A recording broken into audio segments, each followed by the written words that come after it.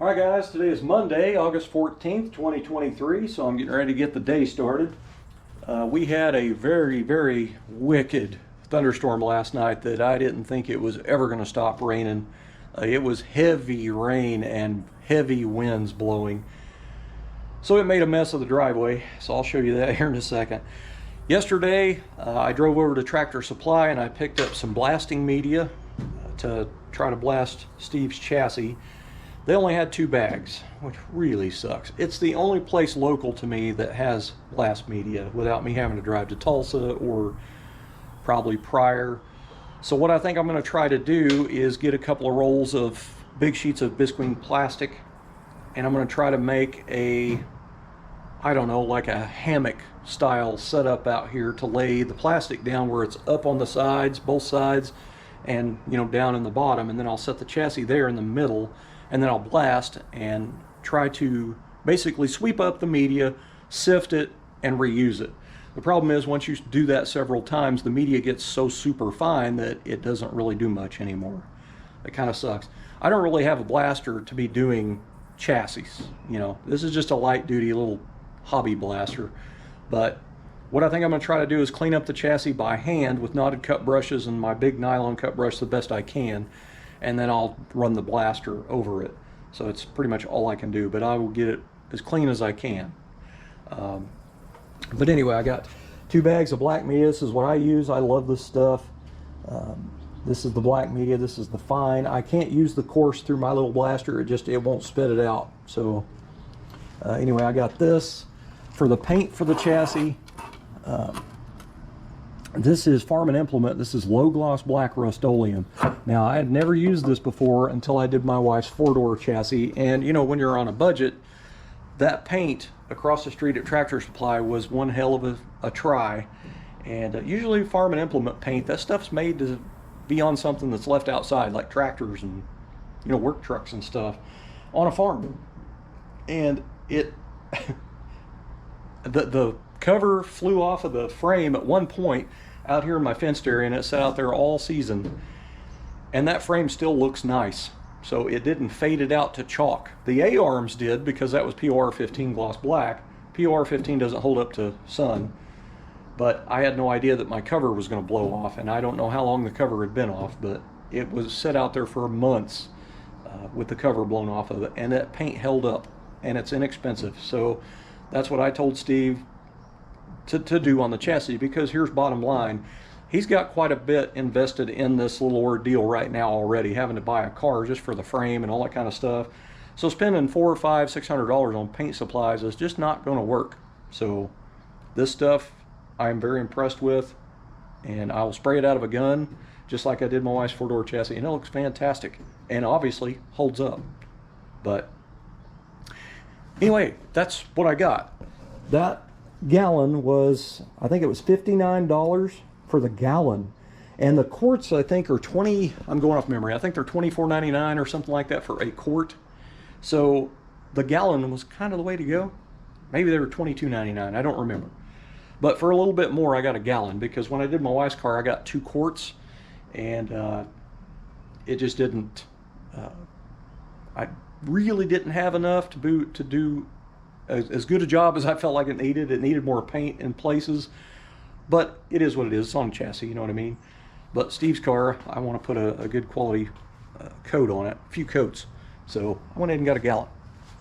I'm going to be painting the control arms gloss black, so we're actually going to split a gallon of single stage urethane gloss black, because I need to repaint my wife's control arms on her 4-door, because I use POR 15. It doesn't hold up to sunlight. But anyway, I like to do high gloss A-arms on a, like a semi-gloss or a low gloss chassis. It gives it a nice detail, and the reason is it doesn't look like you went in there and painted the whole chassis all at one time, all together, like they did the first time. So anyway, it'll end up looking really, really nice. But I've got a lot of prep to do. First thing I'm going to do is blow off the driveway of all this runoff and stuff, this fine dirt and silt, because the rain runs right off that, and it ran down here and basically cleaned off the chassis here. So everything that was on top of the chassis kind of went that way going downhill. So Big, huge mess to clean up. But I got to get rid of some baling wire. I don't know if this was for exhaust. I don't know what this is on there for, but it's been on there a while. I got to remove that. I'm just going to cut it off with a pair of wire cutters. I got to remove these trans mounts, both of them, and these are always a job because they're spot welded and they're full welded. So I'll cut those off really precision done, because I don't want to cut any grooves into the frame. But then I'll have to go back and clean up the welds with a flap wheel, try to get it down. I want it to look like those were never on the car, because Steve's going to be running a rear cross member. I got to remove that pivot right there, and then I got to remove that plate thing over there, and then I have to weld the brake line bracket back on. I need to remove all the what's left of the body mounts and the rear brake line here. I'm going to take off all these old exhaust hangers. This is kind of interesting. I haven't seen this before. This thing kind of has a double. I may have actually, that may have been, maybe this is a 56 thing. The reason I say that is I think this 56 frame, I think, was set up the same way, if I remember right. Anyway, it has a brake line bracket here, but they've got this one on to kick it out even further. So to me, this would be in the way for dual exhaust a little bit. I don't know 100%, but anyway, one of these are going bye-bye. I'm not leaving them both on there because that just looks kind of stupid. But this frame is freaking nice, man. Even the rear oval cutouts right here aren't ripped out from people hooking, you know, chain hooks in there. So the front's not been messed with, and this has not been messed with. But it doesn't have any damage in it. This rear frame rail back here is nice and flat. It's flat here. It does have some damage on the lower, but I've straightened these before. I can just go in here with a hammer and dolly and hammer this all back out. This is just from, you know, people probably putting jacks under there or whatever. But anyway, I can straighten that up.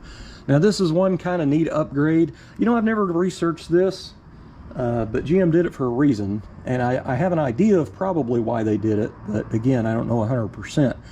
56, they went to a wider spring hanger here, and I actually took them off of that frame because it's a 56 frame with the front cut off for a body cart, and I was going to put these on my hardtop frame, and I just never did it.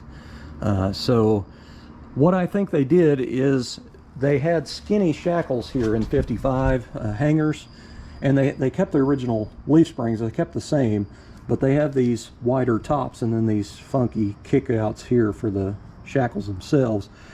I think GM did that to take out some of the sideways flex this way for your leaf spring, so you don't get as much walk.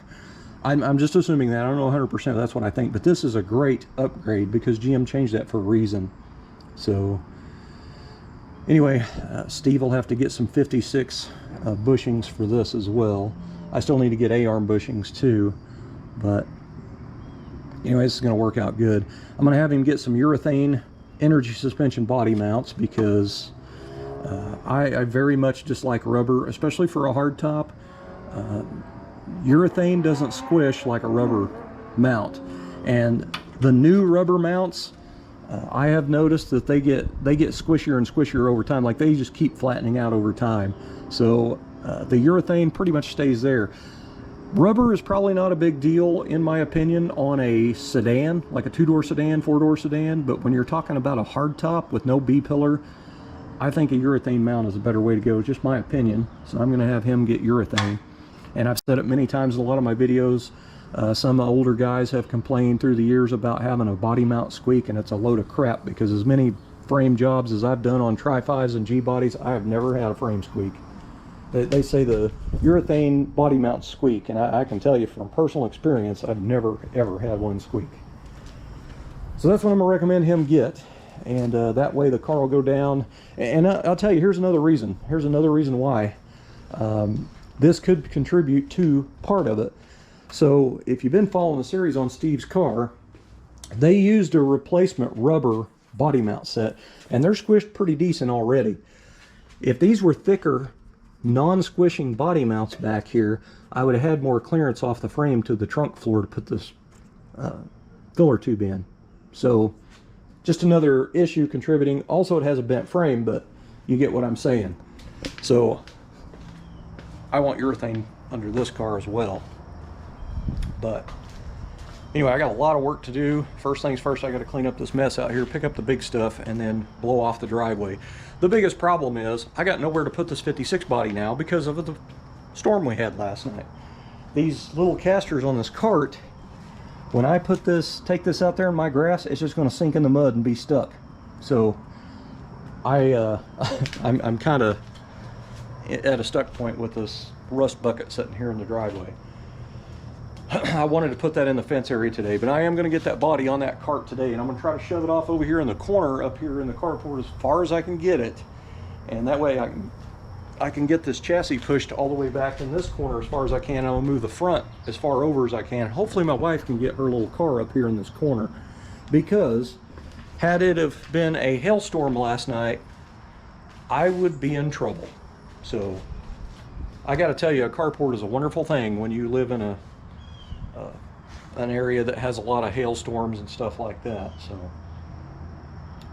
anyway, I got a lot of work to do, guys. I'm gonna get started. Dirt road life. This is the forward leaf spring bracket. This is a great place for this stuff to clay and stuff to set. So I gotta dig all that one out, and this one's pretty packed up too.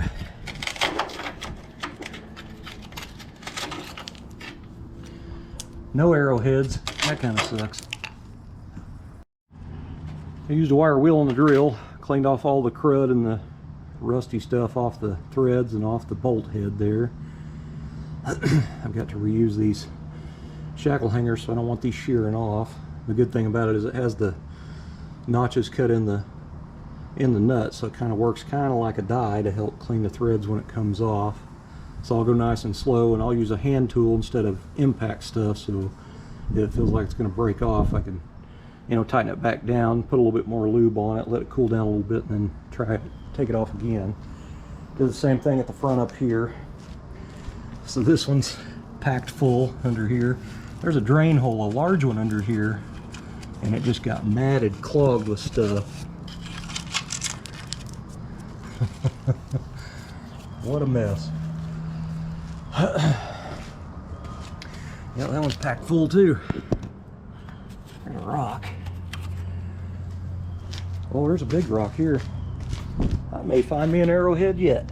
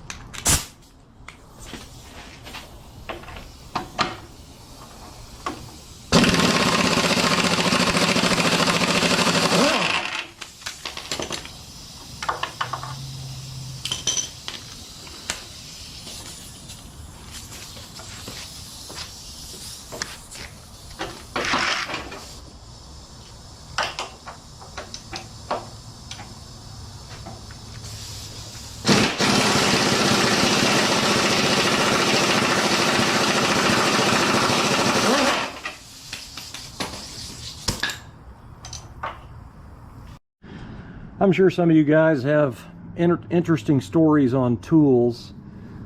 This one is pretty interesting, how I acquired these Stanley wire cutters. So my wife used to work in Tulsa and drove back and forth every day. She had a 2005 or 2006 Cadillac XLR, and she drove home one day, and I was standing out here and I looked down at the bumper cover on the front of the car. These were stuck in the bumper cover. It had, like, I guess, come off a truck and tumbled. That part went into that urethane bumper cover and was stuck. So these were hanging off the front of her car. So that is how I acquired these. I guess they found me. I didn't find them. All right, those upper bushings were hard to get out of them shackle hangers back there, but I finally got them out. I got the leaf springs off. I went ahead and removed the bolt-on rear bracket. Probably just going to use the one that's already spot welded to the frame and not worry about this one. So I got rid of a lot of the stuff, the brake lines and all that kind of crap. I got a pretty good pile started here. So this is an original muffler bracket here, and this was folded back on the frame like that, and they actually had these bolted up there. Somebody had put dual exhaust on it, but anyway, when I tried to fold it back, it just pretty much cracked, and so I just went ahead and peeled it on off. I used my Dymaloys here, pretty old crescent wrench I got here. Made in USA, man. So I'll have to clean off this little bracket right here to get it off the frame. I've still got to remove those, remove two things up there. I mean, there's a lot of work, man. So I dug out a lot of the body mount deals here, and that, you know, pretty much helps. But Steve does have a pretty long gravel driveway, so these shackle hangers back here will end up grabbing stuff again. I mean, the body mounts will too, but they have large holes down in there, so anything goes up in there should technically kind of fall out. Even if you're driving down the road and the vibration should make its way out of there. This one here, if anything large gets in there, it won't fall out. So I may look around and see what I got. If I got any kind of I don't know, expanded metal or something, I may just put a piece of metal right here, some plate or something, and stitch it on there. I plated my car in, but mine's for, you know, smooth custom look. But his, I'm kind of thinking, because both of these were packed full, so I might go ahead and just stick something over that, and maybe not even fully weld it, just put some little stitches, you know, like 3 across the top or something. It's just a shield is all I want to do. And I'm just looking at it because he, you know, he lives out in the country, and he may have to drive it down some gravel roads or something. Now we've reached the bad segment. So these are the rear 56 shackle hangers, and these are pretty worn. So now this is, it's got a kick out right there. They're very, very, very bad pitted on the leaf spring part. The upper part still looks good, but that part is junk. Same way with this one. Very, very, very badly pitted. I've got a pair of those from that body cart, which used to be a 56 frame. I think they're under there in one of them boxes. So I'm going to dig them out, and if those that I have are in nice shape, I will put them on Steve's frame and not charge him for them, just because they're sitting in a box and I'm not using them. If I can use them for his car, I'll use them. All right, guys, I'm going to go ahead and do this. Go ahead and get a video built and put up for just, this will be part one, because there's going to be a busy day today. It's getting close to lunchtime because I'm starting to get hungry. Anyway, I've got a huge mess to clean up. I got a lot of stuff removed. I got the leaf springs off. I got all the old brake line stuff and the brake line clamps off. I did remove this clamp here, and then got a pile of garbage sitting there. I've still got more stuff to remove from the chassis, but this chassis is going to have to be washed down inside. So I've got to like tilt it upright, and all these big holes in the frame, I'm going to have to flush it with a garden hose. And I've got a pretty neat little sprayer to put on it for an attachment. But look how full that is in there, and it's it's pretty full here too. So anyway, I'm gonna have to wash all the frame rails out because, you know, there's rodents that build their nests in there when these cars sit outside. So, you know, get it all cleaned up a little bit, and then I'm gonna have to dig into, I've got a bunch of little small chassis parts and little extra parts and pieces for Tri-5s under there and in boxes. I know I have a pair of these shackles, 56 shackles, because they were off that frame there, because I was going to put them on my 55 and I never did, to upgrade to have the wider top shackle hanger. But anyway, Steve's shackles are pretty bad, man. Those are pitted really bad on both of them. Look how bad that is. I mean, they're worn too, because this top piece kicks out. So even if we put new bushings on here, it would have a lot of slack in it, and this would tear up them new bushings on the inside and just wear them out faster. So I am gonna see, I know I've got a pair there somewhere, I just got to dig them out. So I got to move that engine stand over and get up in there and pull them boxes out. I may have to move Steve's car or something too. I mean, it's a big mess, but I need to see if mine are better, which I don't think I would have saved rough ones. But so anyway, if I have them, he can have them. I'll just put them on the frame because they're not doing me any good sitting in a box. And I got to look in there also and see if I can find them 2 studs that are knurled for the upper control arms to put in this side, because somebody had cut those off. And I may have a brake line bracket that's not as rough as his was that I might put on there. I'll have to look. But I've got lots of little stuff in there, just little bitty things that I've saved that's good stuff for Tri-5 chassis stuff. So anyway, this is part 1. Again, thanks for watching. I will do a part 2, but I doubt it posts today. It'll probably be tomorrow, Tuesday morning, I would imagine, because it takes a long time to build a video and edit it and upload it and all that kind of stuff. Thanks for watching.